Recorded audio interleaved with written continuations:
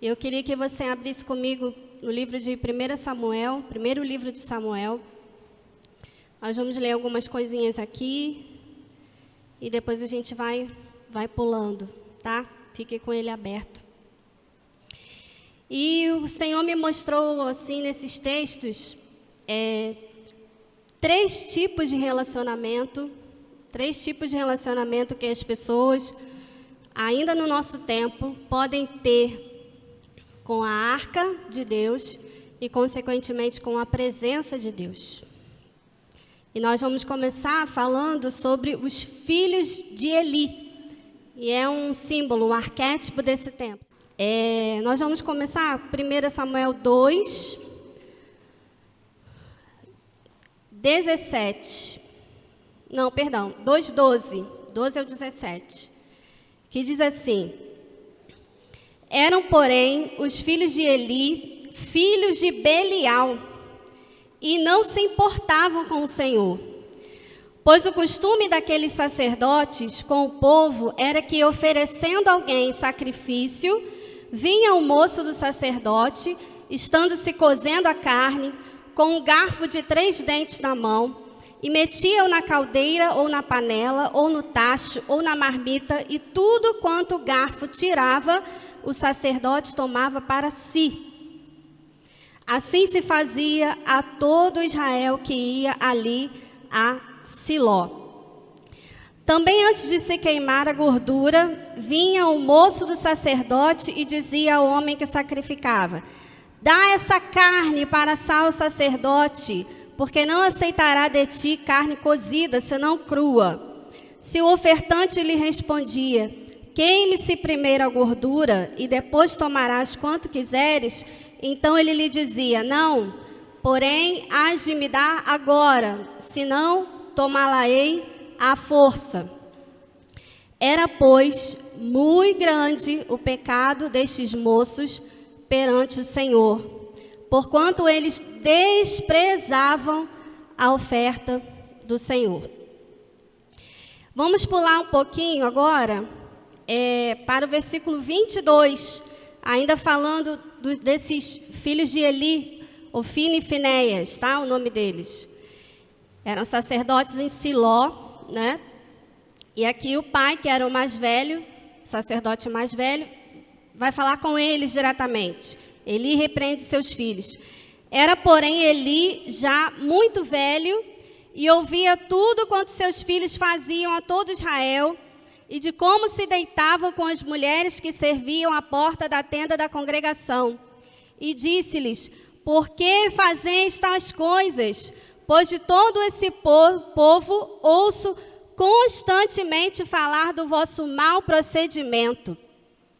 Não, filhos meus, porque não é boa fama esta que ouço. Estás fazendo transgredir o povo do Senhor. Pecando o homem contra o próximo, Deus lhe será o árbitro. Pecando, porém, contra o Senhor, quem intercederá por ele? Entretanto, não ouviram a voz de seu pai, porque o Senhor os queria matar. Então, essas primeiras figuras que aparecem aqui são arquétipos, são símbolos, tá? Modelos de pessoas com as quais nós convivemos. Esse primeiro grupo, que é formado pelos filhos de Eli, né? Eu chamei eles de filhos de Eli, e eles me mostram que esse tipo de sacerdote existe ainda hoje. São sacerdotes que são gananciosos, são sacerdotes que são promíscuos, são pessoas que sobem ao altar do Senhor sem nenhum temor, são pessoas que tomam a palavra dentro dos templos esses do Senhor, mas que não têm nenhum temor, nenhuma reverência pelo Senhor, pela presença do Senhor, pela arca, né? A arca estava nesse tempo, é importante falar, nessa tenda onde eles serviam. E eles continuavam, como a própria Bíblia diz aqui, fazendo as coisas de acordo com o seu próprio querer, né? A Bíblia fala aqui que as pessoas traziam as ofertas, e você sabe que naquela época as ofertas eram animais, né, que eram sacrificados. Se você for ver lá o livro de Levítico, você vai compreender que não era assim de qualquer maneira como eles estavam fazendo. A Bíblia delimita lá, através de Moisés, exatamente qual era a parte do animal sacrificado que eles poderiam tomar posse para eles, como sacerdotes. E não era desse jeito. E eles, ao invés de fazerem de acordo com o que Levítico, né, ordenava, de acordo com as ordenanças lá do Senhor, qual era? O peito, né, seja o peito do boi, ou o peito do carneiro, o peito da cabra, era retirado junto com uma gordura para ser sacrificado ao Senhor. O restante daquele animal, o sacerdote podia tomar para ele. E nós vemos aqui que não era assim que eles faziam. Eles enfiavam um garfo, o que pegasse, qual parte do sacrifício que eles pegassem, eles pegavam para eles e não ofereciam ao Senhor. E a Bíblia diz que o pecado deles era muito grande. A gente costuma ouvir por aí que, não existe pecadinho, pecadão. Não é isso que a Bíblia está falando, não. A Bíblia diz ali que o pecado deles era muito grande. Os pecados que são cometidos em cima do altar são pecados grandes. Os pecados que são cometidos por pessoas, por sacerdotes, chamados pelo Senhor, em cima do altar, são pecados grandes. E a Bíblia chama esses homens de filhos de Belial. E não é muito diferente do que nós temos visto hoje em dia. Os filhos de Eli continuam aí. E talvez, né, a gente possa pensar assim, mas está falando dos sacerdotes, então está falando dos pastores, está falando dos bispos. Talvez você tenha se esquecido que a Bíblia chama você também de sacerdote. Certo? E eu quero dizer para vocês que o juízo do Senhor, a medição do Senhor, a análise do Senhor, os olhos do Senhor passam primeiro na igreja. O pecado do povo era um reflexo do pecado daqueles sacerdotes. E o próprio Eli fala para eles assim que, agora me fugiu aqui qual é o versículo, mas fala assim que vocês eram para ensinar a Deus o correto. Amém, irmãos? Às vezes a gente acha assim, a gente tem que orar, estamos orando, e o pastor falou aqui sobre isso no início, né? Orar sim pelas nossas autoridades, orar sim pelos príncipes que nos governam, mas é importante saber que o juízo de Deus primeiro começa na igreja. Como está o nosso altar? Como estão os altares do Brasil? O que nós estamos vendo não é bonito. E eu digo uma coisa para vocês, ainda vem muito mais. Deus vai trazer à tona ainda muito mais sujeira.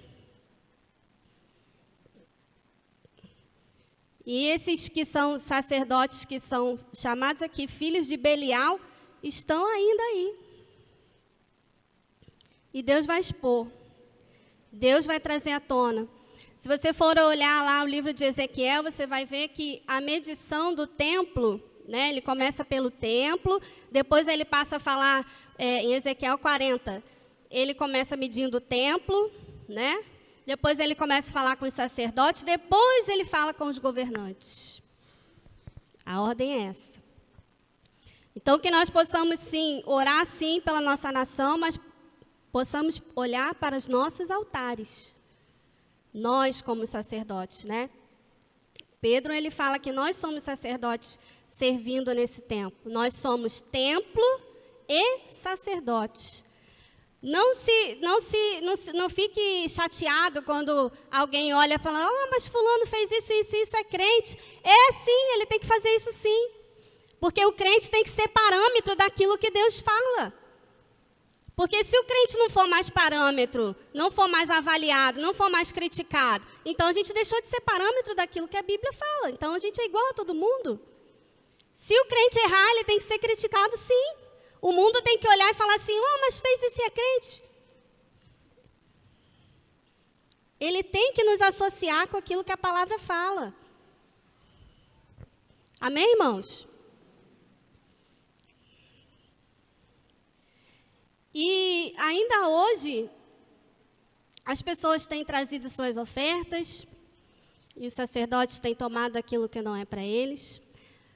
Mas, lembrando das pessoas que têm um coração puro e continuam servindo ao Senhor, eu quero que você pense que pessoas como Eucana, pessoas como Ana, estavam lá, oferecendo seus sacrifícios ao Senhor, rendendo seu coração ao Senhor, orando, e apesar de sacerdotes tão terríveis como esses, eles não deixaram de ser abençoados.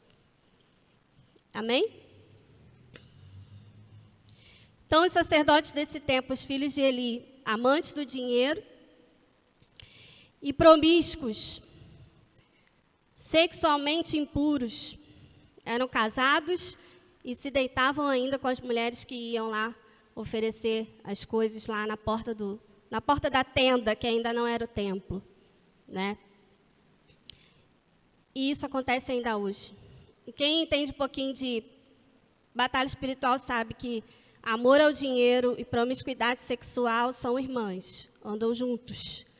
Você vê aí algum escândalo aí de alguém que está na mídia, vamos dizer assim, aparecendo por escândalos relacionados a dinheiro, você pode esperar que daqui a pouco vem um relacionado à promiscuidade também. Que Deus tenha misericórdia de nós. Uma outra coisa que o Senhor me mostrou aqui é que ainda Deus, né, ainda fala com Eli, ainda tenta, né, chamar a atenção dele para que pudesse corrigir os filhos.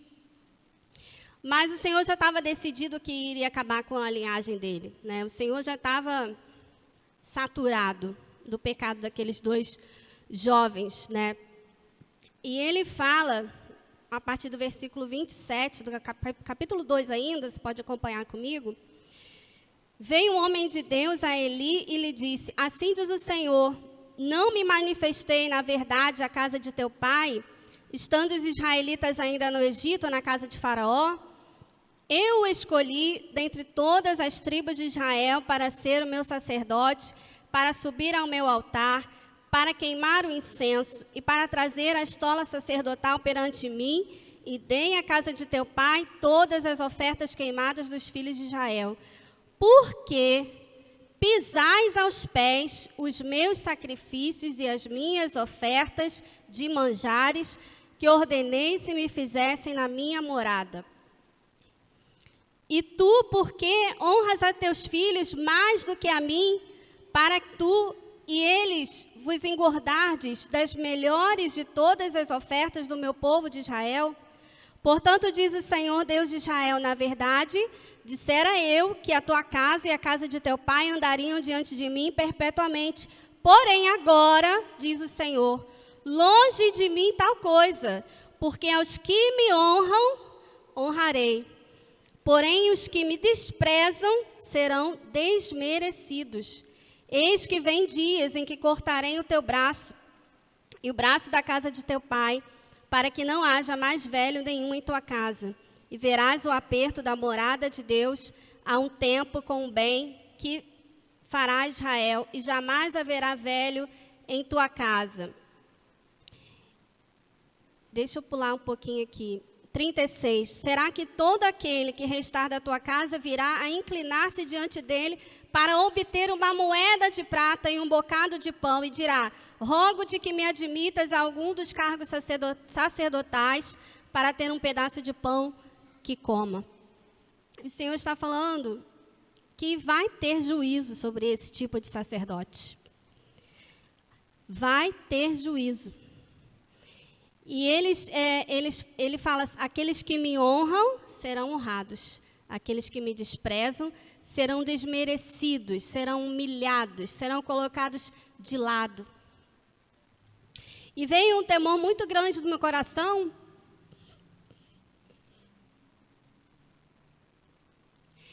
por causa desse chamado pastoral. E eu procurei, não sei, Érica, que tem um HD bom aí, de repente vai lembrar de alguém, mas eu não me lembro de nenhum pastor, sacerdote, que tenha sido encontrado em pecado, tenha sido afastado e tenha retornado depois com a mesma graça, com a mesma unção. Eu não me lembro de nenhum. Com a mesma graça? Foi um milagre, então. Só que eu sabia que o HD dela era bom. Mas isso me vem um temor tão grande, irmãos. Um temor tão grande daquilo que Deus nos chama a fazer. E a longanimidade do Senhor, né? Eu não quero brincar com a longanimidade do Senhor. Que Deus tenha misericórdia dos pastores, né, que pecam, que se desviam, dos sacerdotes do Senhor, que se afastam da santidade do Senhor. Amém? E, às vezes, né, o juízo de Deus vai vir aqui em terra, como aconteceu com eles. Mas tem muitos que a gente só vai ver o juízo de Deus, a justiça de Deus acontecendo quando Jesus voltar mesmo. Que Deus nos dê graça para permanecermos fiéis. Eles tinham uma relação de total desprezo e indiferença em relação às ofertas que eram levadas ao Senhor. Eu, graças a Deus, eu nunca tive essa dificuldade, né? A gente brinca lá em casa que, acho que até o pastor já falou isso, que a última parte, às vezes, que se converte na pessoa é o bolso. Eu tenho outros pecados, tá, irmãos, para confessar, mas essa parte, graças a Deus, eu nunca tive dificuldade, não. Mas, estudando e perguntando ao Senhor, por quê, né? Por que isso? Não era um desprezo que eles manifestavam só pela presença de Deus. Era um desprezo pela adoração, por aquilo que as pessoas levavam para Deus. Eles tomavam para si aquilo que não era deles. Eles tomavam a adoração que era para o Senhor para usufruir daquilo que não era deles, né? E eu fiquei perguntando ao Senhor por que isso é tão importante, né?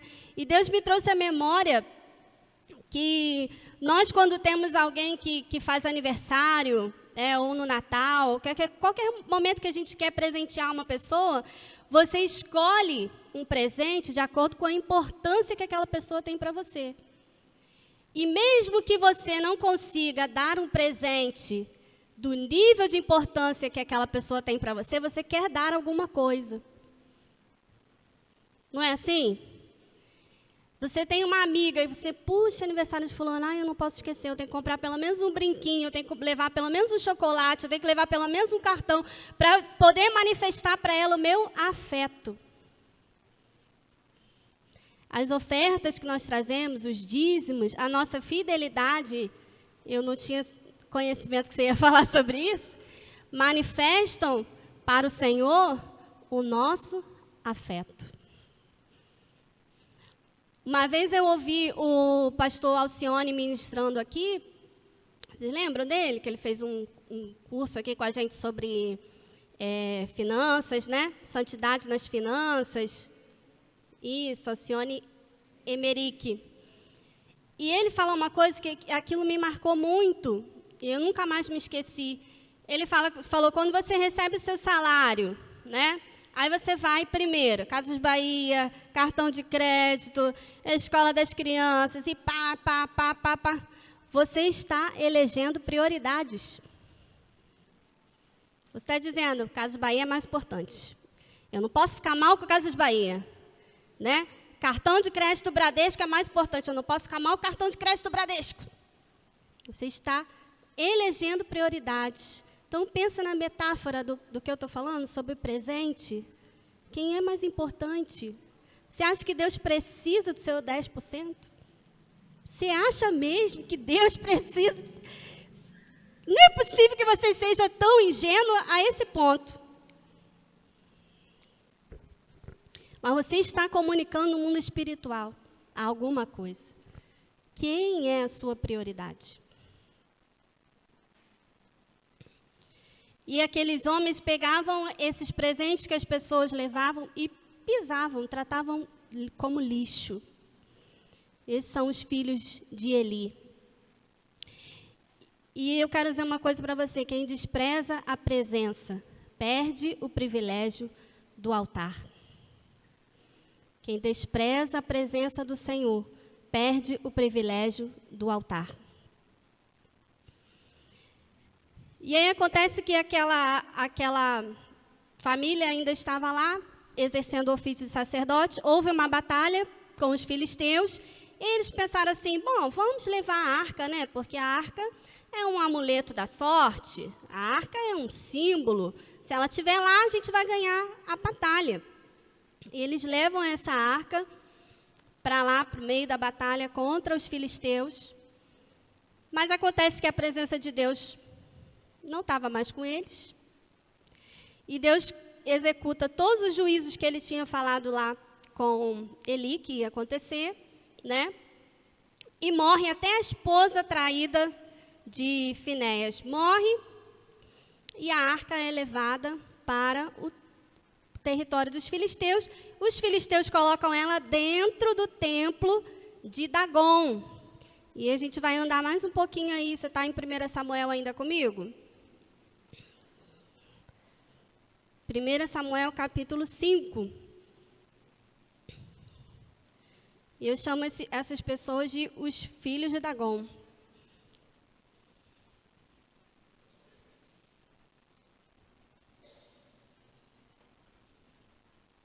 Os filhos de Eli, um sacerdote, especificamente a igreja, que não tem temor, não tem reverência ao Senhor. Os filhos de Dagon são os descrentes. Amém? Então vamos ler a partir do capítulo 5, que diz assim: os filisteus tomaram a arca de Deus e a levaram de Ebenezer a Asdod. Tomaram os filisteus a arca de Deus e a meteram na casa de Dagon, junto a este. Levantando-se, porém, de madrugada, os de Asdod, no dia seguinte, eis que estava caído Dagon, com o rosto em terra, diante da arca do Senhor. Tomaram-no e tornaram a pô-lo no seu lugar.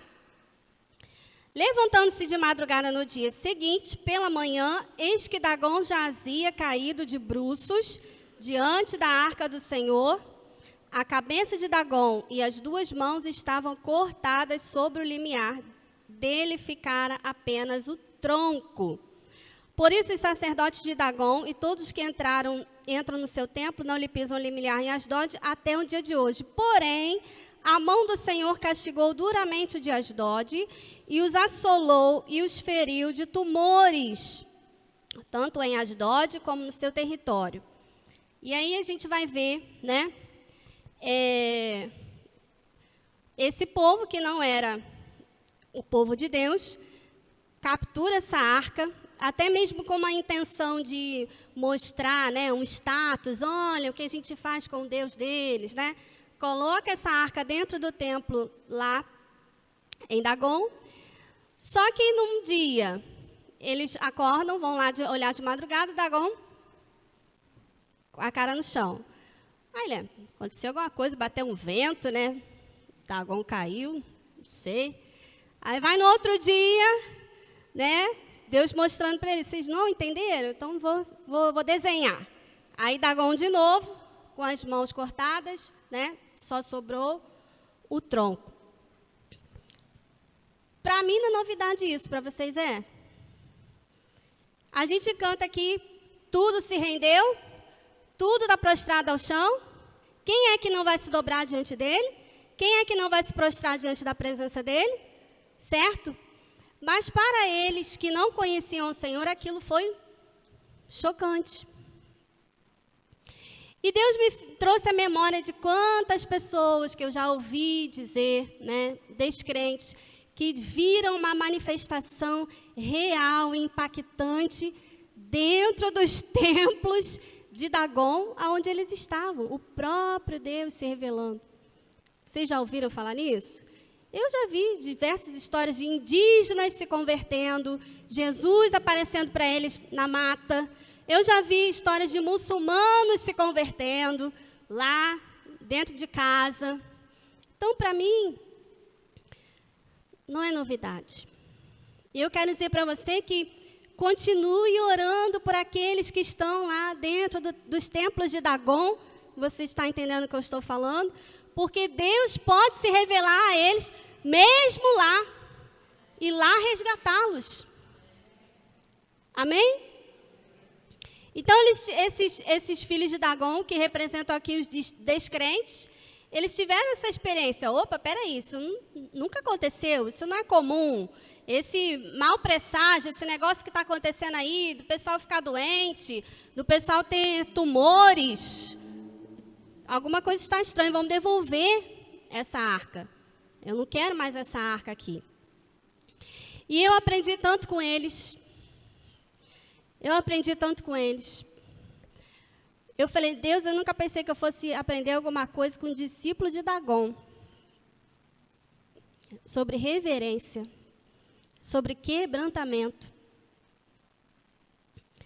E quantas vezes não é assim, irmãos? Nós vemos, a gente está numa fase que a gente está conhecendo os crentes tão sem vergonha, me desculpe a palavra, que às vezes você observa mais reverência, mais temor num filho de Dagon aí. Eu estou mentindo? E eles se quebrantam de uma tal forma, eles me ensinam muitas coisas. Primeiro, eles perceberam que eles não iam poder conviver com os deuses deles e a arca. Não, isso aqui é maior do que a gente, né? E, no momento, a gente não quer servir esse Deus, então, foge da presença, né? Pelo menos eles são sinceros. Não são hipócritas, como os filhos de Eli. Então, eles mandam aquela arca para lá. Mas, antes de fazerem isso, eles têm todo um trâmite, né? E eles vão procurar o sacerdote deles. E o sacerdote deles, vamos lá comigo no capítulo 6.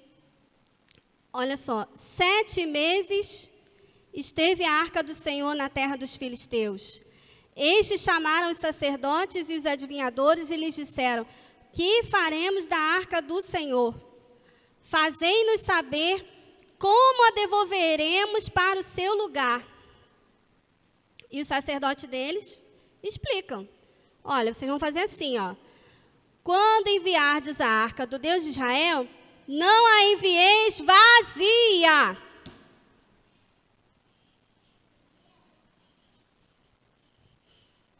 Prestaram atenção? Não envia de qualquer jeito, não. Você tem que dar alguma coisa sua. Você tem que dar alguma coisa para ele. Não envie vazia.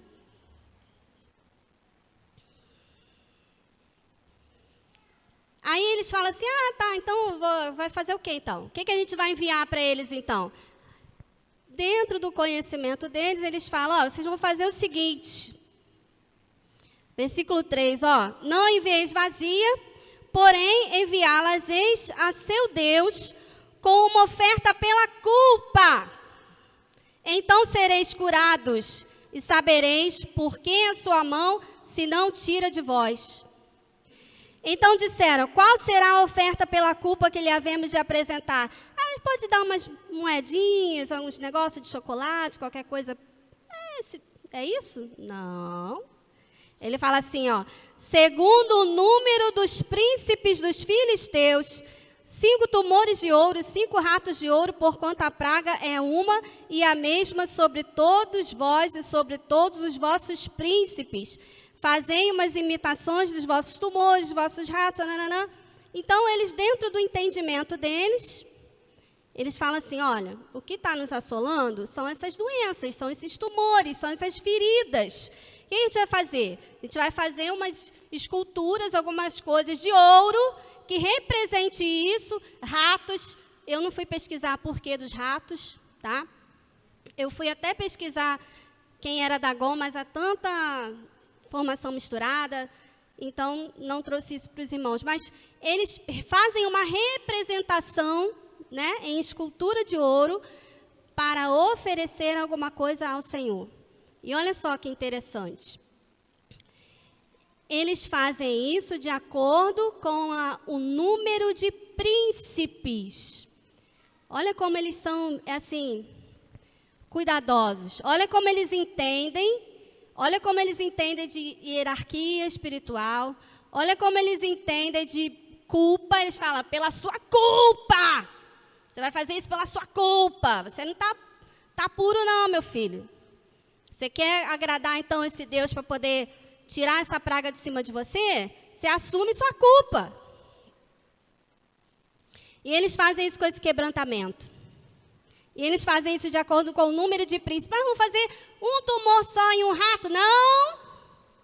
Cada príncipe, cada tribo, cada cidade vai fazer uma representação do seu próprio quebrantamento. Não é um por todos, não. Estão entendendo?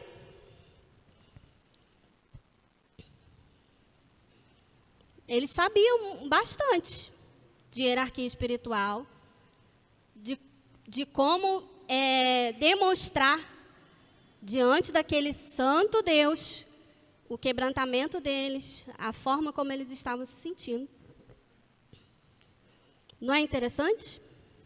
Não é interessante que hoje em dia a gente ainda vê isso também em alguns descrentes falam assim, mas, tadinhos, né? Às vezes até falam assim, mas quando eu parar de fumar, eu vou para a igreja. Uma pureza de alma, né?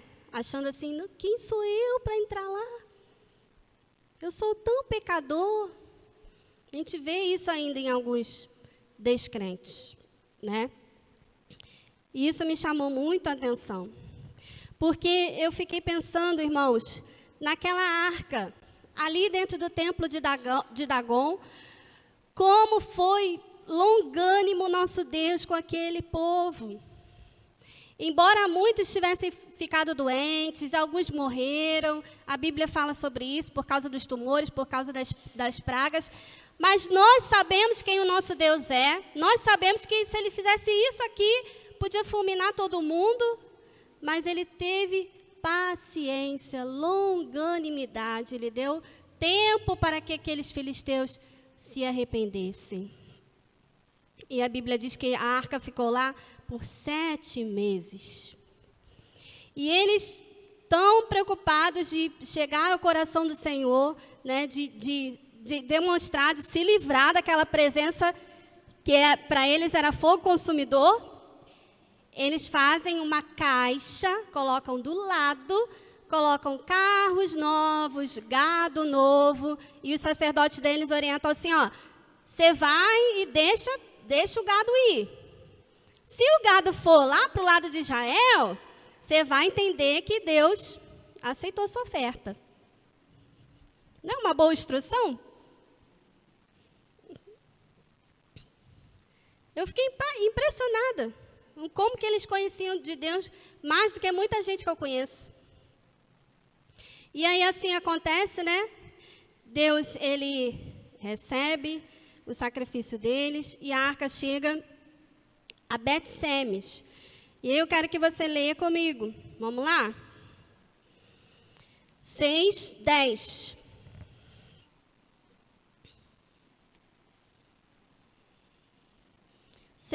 Que diz assim: Assim fizeram aqueles homens, tomaram 2 vacas com crias, ataram ao carro os seus bezerros, encerraram em casa, puseram a arca do Senhor sobre o carro e blá, blá, blá, blá, blá, blá, blá, blá, blá, chegou a Bet-Semes. Só que quando ela chegou a Bet-Semes, olha só o versículo 13.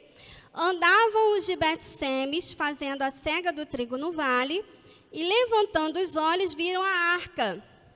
E vendo-a, se alegraram. O carro veio ao campo de Josué, o Bet-Semita, e parou ali, onde havia uma grande pedra. Fenderam a madeira do carro, ofereceram as vacas ao Senhor em holocausto. Os levitas desceram a arca do Senhor, como também o cofre que estava junto a ela, em que estavam as obras de ouro. Preste bastante atenção, eles não abriram a arca. Os filisteus não abriram a arca. Possivelmente nem tocaram nela. Colocaram uma caixa do lado. Vocês estão comigo? Puseram sobre a grande pedra, aqui já os levitas. No mesmo dia, os homens de Bet-Semes ofereceram holocaustos e imolaram sacrifícios ao Senhor. Viram aquilo os 5 príncipes dos filisteus e voltaram para Ecrom no mesmo dia. Então, beleza, né? A arca chegou lá em Israel, ok. Nos resolvemos aí, Senhor, se eu ficar aí, eu fico aqui, tá tudo certo. Os filisteus estão de boa, a arca chegou, os bois chegaram. Os sacerdotes, né, pegam a lenha daquela carroça, daquele carro de madeira, fazem uma fogueira, fazem um holocausto, oferecem ao Senhor, pegam os objetos de ouro que os filisteus tinham enviado, né? Poderiam ter parado por aí e tudo bem. Aí, nós vamos agora para o versículo 19. Feriu o Senhor os homens de Bet-Semes, porque olharam para dentro da arca do Senhor.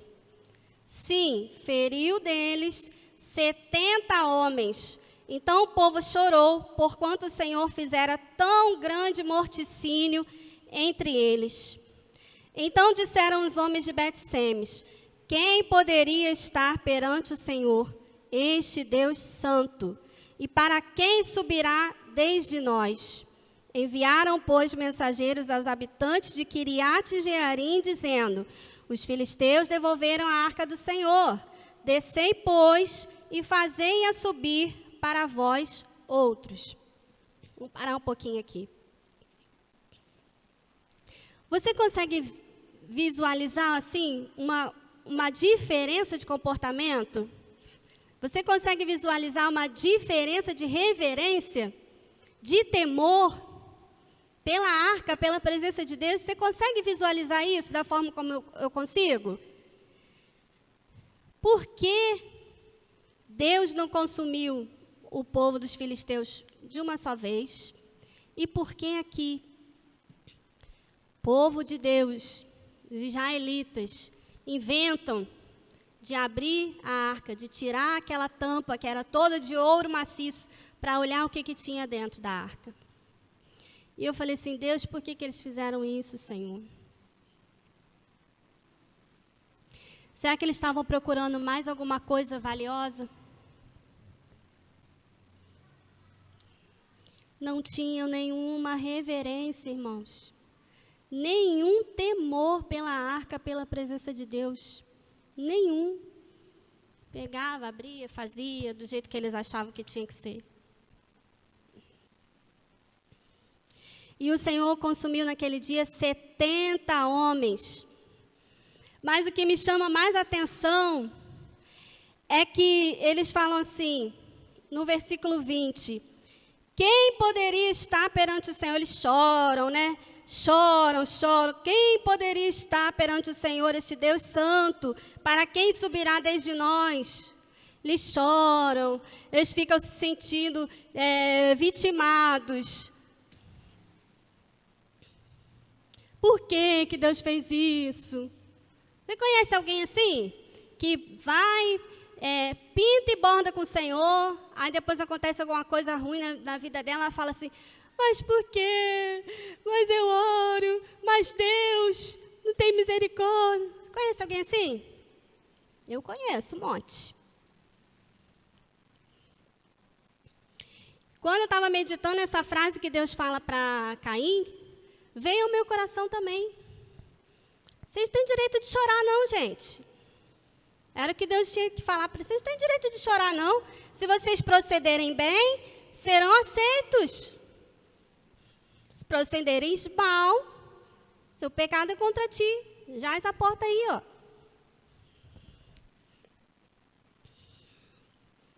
Você proceder bem, vai ser aceito. Deus tenha misericórdia de nós, irmãos. Deus tenha misericórdia de mim. Nós não podemos agir diante da presença do Senhor como se ela nada fosse. Nós não podemos viver uma vida nesse mundo como sacerdotes do Senhor que somos, como se Jesus não fosse voltar. Deus está requerendo mais da gente. Deus está requerendo, a primeira coisa, temor. Temor, reverência, uma adoração sincera. E nós vemos isso mais aqui, nesse momento, entre os filisteus do que no próprio povo de Israel.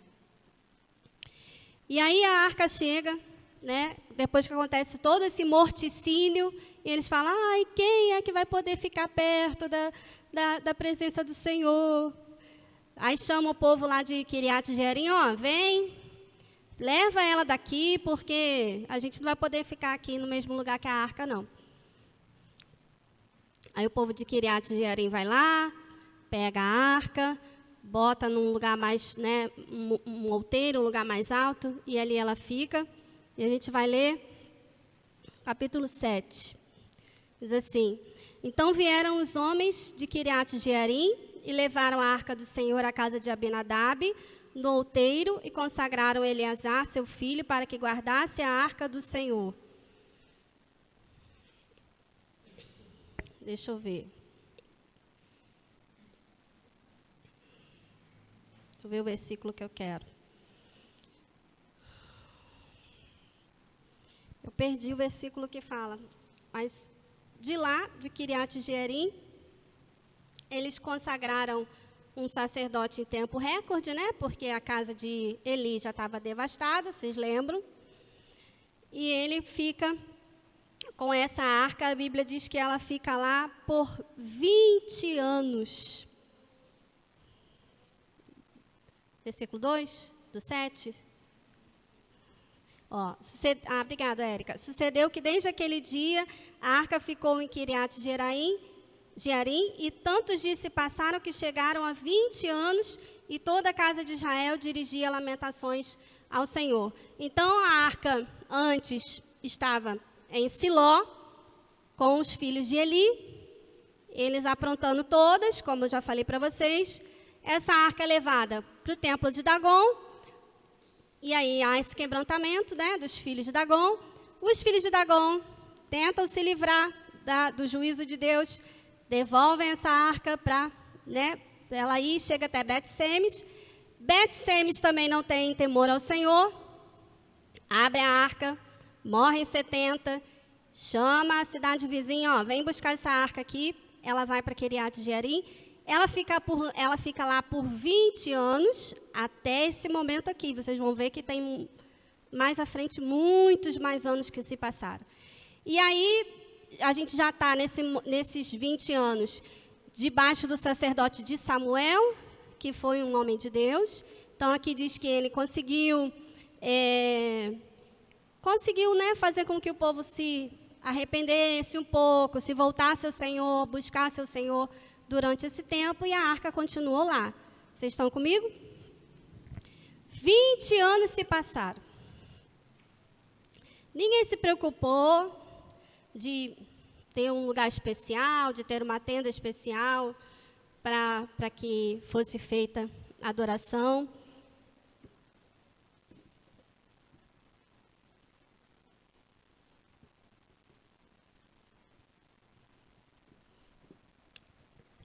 E aí, 20 anos se passaram, né, com Samuel. Teve o período, né, do juízo de Samuel. Ele foi juiz, sacerdote, profeta. Depois dele, vocês sabem que veio o governo de Saul. Ok? Vocês estão comigo? Saul governou por 42 anos. E até o momento, ninguém está preocupado com a arca, ninguém está preocupado com nada. Tá? Tudo bem? Essa arca ficou em Kiriat Jearim por esse tempo. Provavelmente muito mais, né? Se a gente fizer as contas aí, dá quase 60 anos. Até que alguém, e aí você vai agora comigo, 1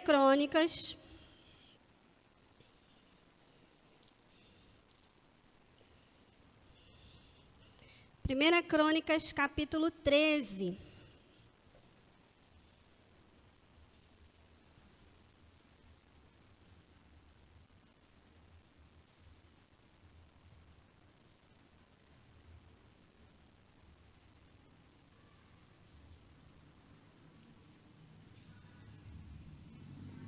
Alguém se lembrou? Alguém se lembrou da arca? Alguém se lembrou da presença de Deus? E diz assim, 1 Crônicas, capítulo 13. Consultou Davi os capitães de 1000 e os de 100 e todos os príncipes e disse a toda a congregação de Israel: se bem vos parece, e se isso vem do Senhor nosso Deus, enviemos depressa mensageiros a todos os nossos outros irmãos em todas as terras de Israel, e os sacerdotes e os levitas com eles nas cidades e nos seus arredores, para que se reúnam conosco. Tornemos a trazer para nós a arca do nosso Deus, porque nos dias de Saul não nos valemos dela. Então toda a congregação concordou em que assim se fizesse, porque isso pareceu justo aos olhos de todo o povo. E aí você vai saber, né, que ele faz todo um movimento de adoração, né, de dança, de celebração. Você vê que ele se preocupa em chamar as autoridades, né, tinha muito povo. Alguns cálculos aqui diz que na segunda vez que ele vai tentar fazer isso, tinha uma média de 30 mil pessoas com Davi ali nessa celebração. É lógico que a gente também não pode ser inocente, né? Porque ingênuo, vamos dizer assim. Davi, ele era um estrategista de guerra. Então, ele está no momento em que ele está começando a consolidar o governo dele. E ele fala assim, ó, Saul não se valeu dela, mas eu vou trazê-la aqui para perto. Isso também era uma forma de unificar as pessoas ao redor do governo dele. Né? Unificar as lideranças ao redor do governo dele. E ele queria levar essa arca para a cidade de Jerusalém, que a esse momento ainda não existia, era um território que ele havia conquistado dos jebuseus. Então, no momento que ele estabelece ali, né? Por isso que a gente fala a cidade do grande rei, né? Ele estabeleceu aquela cidade que ele mesmo conquistou, para lá ele queria levar a arca, e ali seria a sede do governo dele para todo Israel. Então, havia, claro, na mente de Davi, sim, uma intenção, né, de estratégia de governo, de unir aquelas pessoas, mas também um desejo de adorar o Senhor, de ter a presença do Senhor perto dele. E ele leva todo esse povo e convoca o povo para ir junto com ele. Vocês acham que é uma boa ideia? Vamos sim, vamos fazer isso sim, vamos levar essa arca. E o povo vai junto com ele. Só que no meio do caminho, né? Vamos continuar? Versículo 5. Reuniu, pois, Davi a todo Israel, desde Senhor do Egito até a entrada de Amate, para trazer a arca de Deus. De Kiriat Jearim, ainda estava lá em Kiriat Jearim, lembre-se disso. Então Davi, com todo Israel, subiu a Baalá, isto é, Kiriat Jearim, que está em Judá, para fazer subir dali a arca de Deus, diante da qual é invocado o nome do Senhor, que se assenta acima dos querubins. Puseram a arca de Deus num carro novo e a levaram da casa de Abinadab e Uzá, e Aiô guiavam o carro. Davi e todo Israel alegrava-se perante Deus com todo o seu empenho em cânticos, com harpas, com alaúdes, com tamborins, com símbolos, com trombetas. Quando chegaram à eira de Quidom, estendeu Uzá a mão à arca para segurar, porque os bois tropeçaram. Então a ira do Senhor se acendeu contra Uzá e o feriu por ter estendido a mão à arca e morreu ali perante Deus. Desgostou-se Davi, porque o Senhor irrompera contra Uzá, pelo que chamou aquele lugar Pérez Uzá, até o dia de hoje. Temeu Davi a Deus naquele dia e disse: como trarei a mim a arca de Deus? Pelo que Davi não trouxe a arca para si, para a cidade de Davi, né, que viria a ser a cidade de Davi, Jerusalém, mas a fez levar à casa de Obed-edom, o geteu. E aí vocês sabem que a arca ficou lá por 3 meses, Deus abençoou tudo na casa de Obed-edom. Alguns historiadores, né, dizem que ele foi abençoado com filhos, muitos filhos. A gente sabe quando Deus quer abençoar alguém, dá muito filho. Na Bíblia é assim, né? E Deus abençoou, e aí Davi percebeu, e ele vai fazer uma nova tentativa. Mas antes da gente ver essa nova tentativa dele, eu queria que a gente parasse aqui nesse acontecimento, né? Ele tenta fazer tudo certo. Ele convoca os cantores, ele convoca os músicos de todo tipo, para todo mundo ir com ele, fazendo uma grande festa, uma celebração, uma média de 30 mil pessoas. Todos os governantes, né, auxiliares junto com eles, generais. Tenta fazer tudo certo. Mas aí, num dado momento, a arca dá uma cambaleada, estava no carro de boi, Uzá estende a mão. Uzá também tinha uma boa intenção, para ela não cair, e é fulminado na mesma hora. E eu fiquei me perguntando: Senhor, que juízo pesado para alguém que estava fazendo tudo certo. Só que Davi me ensina aqui que o tudo certo da gente não é o tudo certo de Deus. Davi, ele quis fazer tudo certo, mas de acordo com o padrão dos sacerdotes de Dagom. Não era assim que a arca tinha que ser transferida de um lugar para o outro. Então, as intenções dele eram boas, mas a execução dele não foi correta diante de Deus, né? Por isso também o juízo, né? E aí ele fica triste por causa do acontecimento. Ele fala assim: ai, poxa, e agora? A pergunta dele, nossa, bateu. Desculpa, irmãos. Eu sou melancólico chora. Bateu muito forte dentro de mim, porque o povo de Bet-Semes fez a seguinte pergunta: quem vai ficar perto desse objeto? Leva para longe. A pergunta de Davi falou assim: como eu vou ficar longe desse objeto? O meu governo vai ser lá. Eu não posso ir para lá sem essa arca. Como eu vou ficar longe dessa presença? Estão entendendo a diferença de postura? O povo de Bet-Semes leva para lá, eu não quero, ninguém pode ficar perto dele, é santo demais. Davi estava falando assim: não, eu vou para lá, ela tem que ir comigo, como é que eu vou? Como é que eu faço alguma coisa na minha vida sem essa presença? Estão entendendo a diferença, irmãos? E Davi me ensina muita coisa. E a primeira coisa que Davi me ensina é que ele tinha um coração intenso, inteiro diante de Deus. Ele não era uma pessoa que ficava cocheando entre dois pensamentos. Ah, agora aqui está bom na igreja, eu vou ficar aqui. Ah, agora ali no mundo está melhor, eu vou para lá.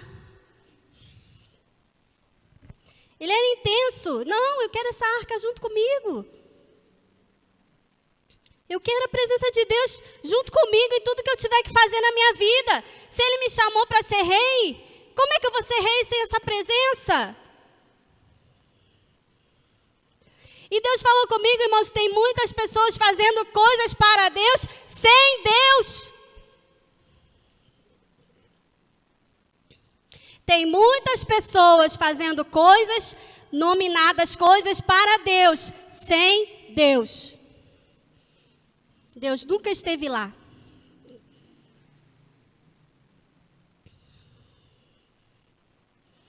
E aí, apresenta aqui pra gente um outro tipo de pessoa. E esse tipo de pessoa que eu quero buscar e me tornar.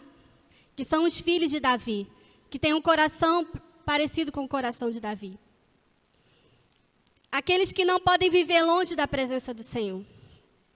Aqueles que vão fazer qualquer coisa para estar perto da presença do Senhor. Aqueles que vão pagar qualquer preço. Os filhos de Eli são aqueles que querem conviver com a presença e extrair alguma coisa para benefício próprio. Os filhos de Dagon e de Bet-Semes são aqueles que querem fugir da presença de Deus. Os filhos de Davi querem saber como é que eles vão fazer para viver longe da presença de Deus, porque isso é uma coisa que não existe essa possibilidade. Uma outra coisa que eu aprendi aqui com Davi, isso eu apanhei tanto, irmãos, é que Davi era rápido em se arrepender. Quantos meses a arca ficou na casa de Obed-edom? 3. Quantos meses a arca ficou entre os filisteus? 7. Quantos anos a arca ficou em Quiriate-Jearim? Mais de 20 anos. Davi era rápido em se arrepender. Rápido. E ele percebe que, não, peraí, se tem alguma coisa errada, a culpa não está em Deus, a culpa está em mim. Alguma coisa deu errado aqui, a culpa é minha, a culpa é da galera aqui que está aqui fazendo as coisas aqui comigo. De Deus não é.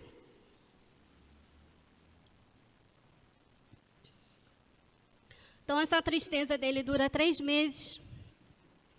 E ele vai fazer de novo. Só que dessa vez, ele vai fazer, não de acordo com os padrões dos sacerdotes de Dagon, mas ele vai buscar nas Escrituras. Os filhos de Davi, as pessoas que querem conduzir a sua vida, né, perto da presença de Deus, vão ter que se voltar para as Escrituras para saber qual é o padrão de Deus. E foi isso que Davi fez, né? E eu não vou achar qual é o versículo aqui, depois vocês leem com calma, mas ele tem um momento que ele fala para os sacerdotes, olha, o que aconteceu com a gente, aconteceu porque nós fizemos errado. Porque a arca era para ser levada nos ombros dos sacerdotes. E nós fizemos errado, nós botamos num carro, com boi. Isso não é o que está nas Escrituras.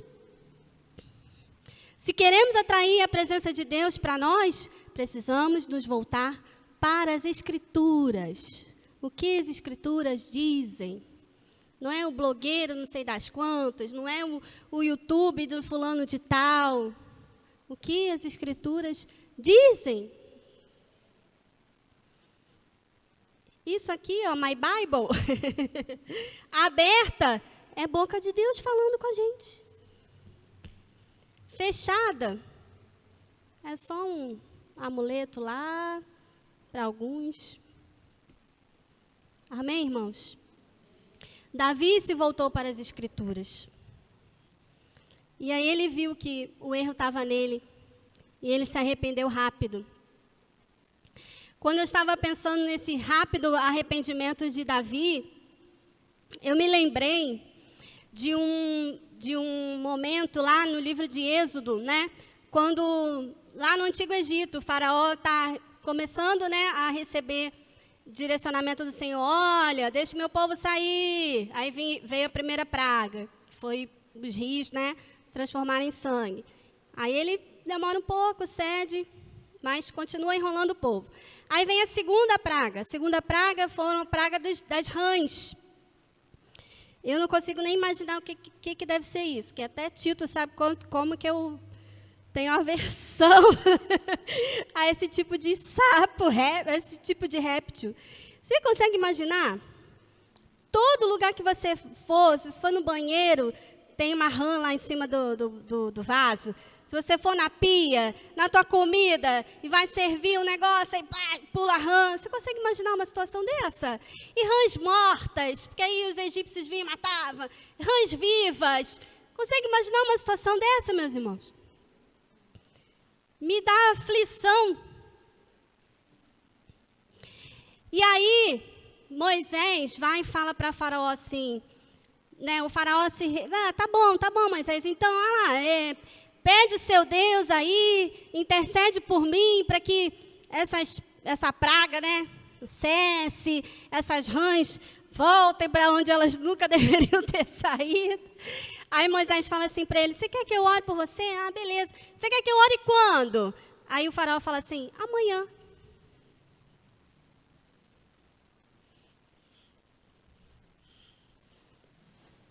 Amanhã.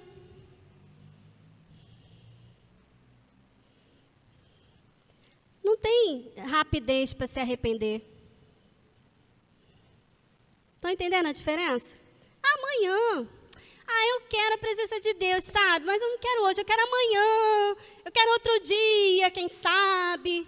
Depois que eu puder ter bastante rã aqui, bastante coisa fedendo, mazela, pecado, vou cuidar deles aqui, que são minha estimação. Amanhã.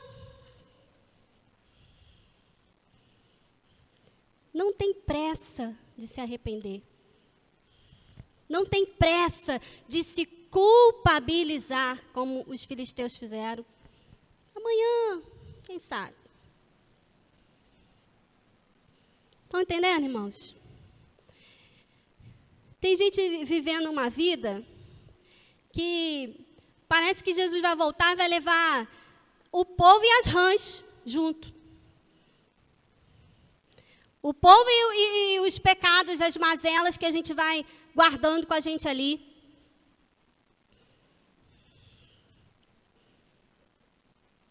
Não tem pressa de se arrepender. Davi, ele me ensina muito porque ele era rápido de se arrepender, né? E eu fiquei me lembrando também que hoje em dia a gente vê tanto nas redes sociais as pessoas nos convocando, né, a tomarmos consciência de classe. Já viram isso? Vocês têm que ter consciência. Eu não sei, de repente é o povo que eu convivo assim da escola, sei lá, que tem uma mente mais ideologicamente para a esquerda, nós temos consciência de classe, que nós somos o proletariado, que nós somos os pobres e as elites são... Davi tinha muita consciência de classe, vou dizer para vocês. Ele sabia que ele era muito ruim. É esse tipo de consciência de classe que a gente está precisando, meus irmãos. E Davi, ele não era melhor do que Saul porque ele era bom, não. Davi era melhor do que Saul diante dos olhos de Deus porque ele tinha consciência do quanto ele era ruim. Estão entendendo? Ele tinha consciência do quanto ele era pecador. Ele tinha certeza que se alguma coisa deu errado no transporte daquela arca, a culpa não era de Deus. E ele se arrependeu rápido. Como eu preciso aprender a me arrepender rápido. Como eu preciso. Na hora que o Espírito Santo me mostrar, isso não foi legal. Fecha esse negócio. Fecha esse Instagram. Isso aí não é bom para você. Fecha essa série. Isso não é bom para você. Volta lá e pede desculpa, você errou. Como eu preciso aprender a me arrepender rápido. E me veio à memória também o símbolo do Espírito Santo, uma pomba, né? Que desce ali quando Jesus é batizado, um símbolo. O Espírito Santo é uma pomba? Não, mas é uma representação ali, imagética, daquilo que Deus está querendo comunicar. Você já tentou pegar uma pomba? Você já tentou pegar algum passarinho na sua vida? O que acontece? Se fizer um movimento em falso, ele... O Espírito Santo é exatamente assim. E não vai ficar em um lugar sujo. Se pousar no seu ombro, você fica assim, eu não vou nem respirar para ele não sair daqui. É exatamente esse comportamento que a gente tem que ter diante do Espírito Santo. Eu não vou fazer nada para que ele não saia daqui.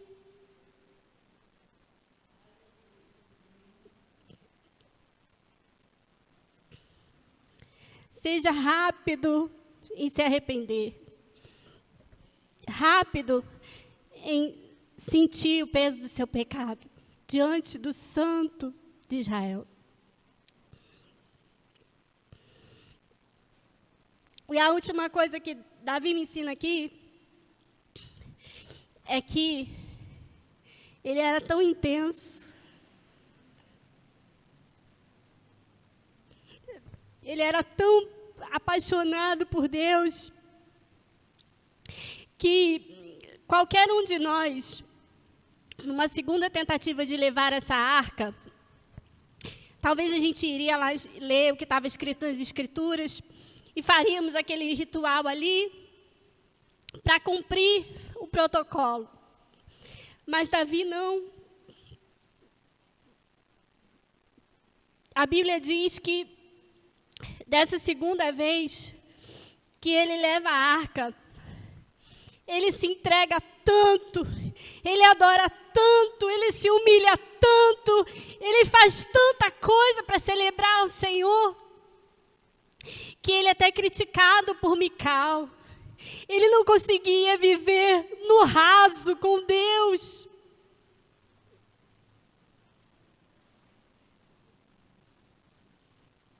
Ele é intenso. E Mical critica ele. Como é que você está fazendo tudo isso, cara? Você é o rei. Olha que exemplo que você está dando. Ele fala assim, Mical, ainda mais desprezível eu me farei. Ainda mais desprezível eu me farei perante o Deus que escolheu a mim e não seu pai. Isso que você está vendo, Mical, é pouco. Eu queria me dar muito mais. Eu queria ser muito mais intenso. Eu queria adorar com muito mais reverência. Eu queria chorar muito mais. Eu queria me jogar no chão diante desse Deus. Ainda mais desprezível eu me farei.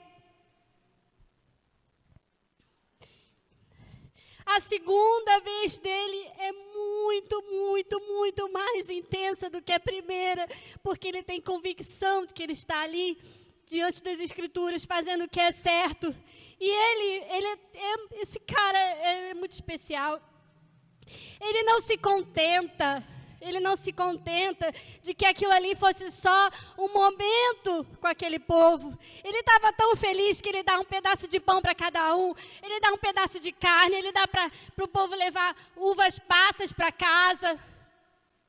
Porque ele queria que aquela alegria, aquela celebração, aquela comunhão continuasse dentro da casa do povo, o povo se lembrasse, nós tivemos um momento tremendo, nós trouxemos a arca, e desce um pedaço de pão, e desce um pedaço de carne, para aquelas pessoas que de repente não estiveram ali. Mas ele faz ainda mais. A Bíblia diz que ele prepara uma tenda especial para receber a arca quando ela chegasse. A Bíblia diz que ele prepara um local especial para aquela arca ficar ali em Jerusalém. A Bíblia diz que ele reorganiza os turnos de adoração. Ele recruta novamente os sacerdotes. Ele inclui os cantores, ele inclui os porteiros, ele inclui os músicos, ele faz muito mais ainda do que ele já tinha pensado. Ele faz aquilo que ninguém tinha feito. Isso, irmãos, não é cumprir um protocolo. Isso é adoração intensa, verdadeira. Isso é paixão pela presença de Deus. Paixão. Paixão genuína, pura, forte, pela presença de Deus. Ele queria que aquela celebração, que aqueles cânticos, que aquela adoração continuasse num dia, no outro dia, no outro dia, no outro dia, no outro dia. Não era só ali. Não era um protocolo para ser visto pelos generais, para ser visto pelas pessoas. Era amor. Amor.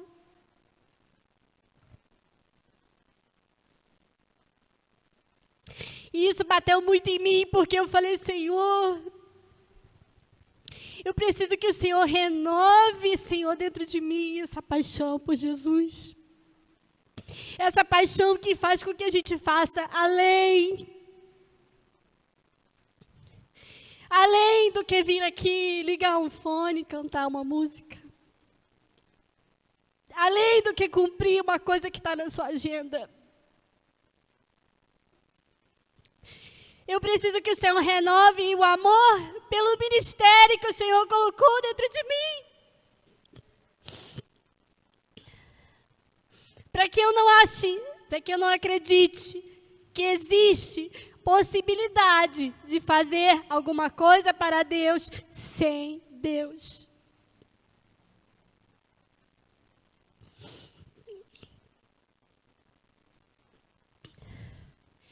Queria que você ficasse de pé.